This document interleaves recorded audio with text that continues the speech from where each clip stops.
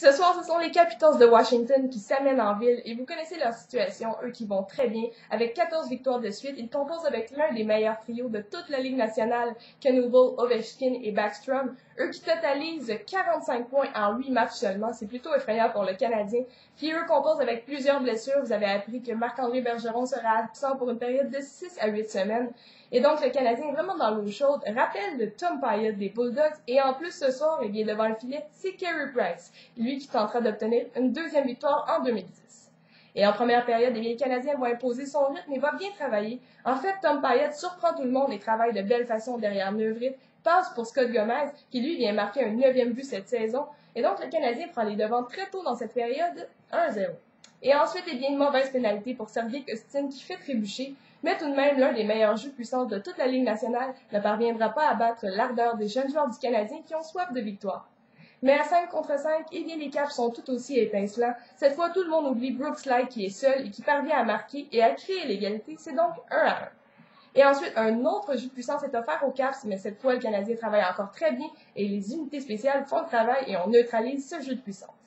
À la toute fin de cette période, situation plutôt inquiétante alors que Josh Gorges est atteint violemment par un tir sur réception de la part de Alexander Ovechkin. Derrière la tête, il tombe en plein visage sur la patinoire. Il y aura beaucoup de sang d'ailleurs, c'est plutôt inquiétant. Le docteur s'amène et tout de même Josh Gorges est capable de se relever par lui-même et de quitter la patinoire. Alors souhaitons que les conséquences ne soient pas trop graves pour Gorges.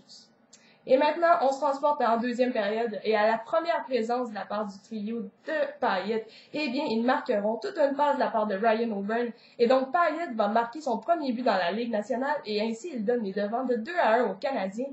Mais vous savez que les Caps sont une équipe qui marque énormément de buts et immédiatement, ils ripostent. Cette fois, c'est un tic-tac-toe parfaitement exécuté par le premier trio des Caps et c'est Backstrom qui marque un 26e but cette saison et qui crée l'égalité.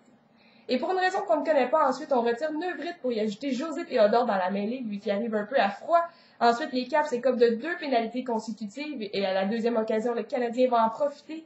Tout un travail de David Desharnais derrière le filet. Et il passe pour Métropolite qui vient inscrire un 12e but cette saison. Et donc, le Canadien prend l'avance de 3-2 et c'est un premier point pour Desharnais dans la Ligue nationale.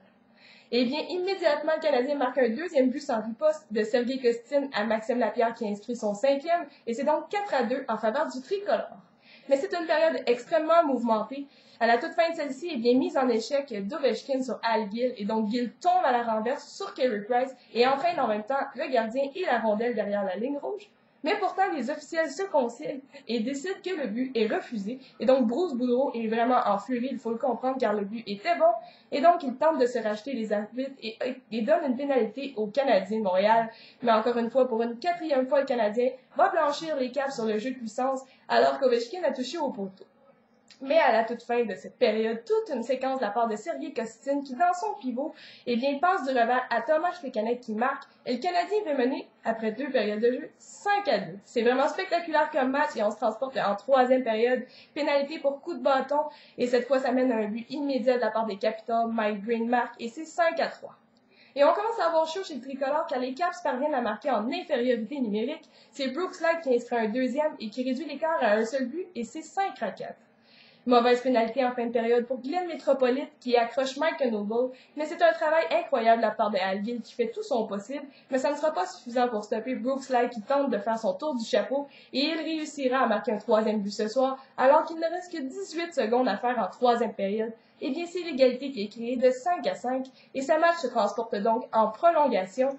Et puis, quelle séquence incroyable, quel match incroyable. Cette fois, c'est Sergei Kostin qui est encore une fois brillant et qui passe à son coéquipier Tomas Plekanec qui inscrit un 2e but ce soir et ainsi donne la victoire à son équipe dans une marque de 6-5 et ainsi on stoppe la séquence victorieuse à 14 pour les Caps de Washington.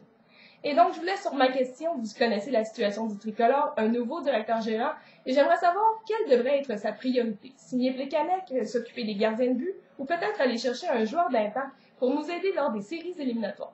Donc, donnez-moi vos opinions, laissez vos commentaires sous la vidéo, et on se revoit dès ce week-end pour le week-end aller-retour face aux Flyers de Philadelphie.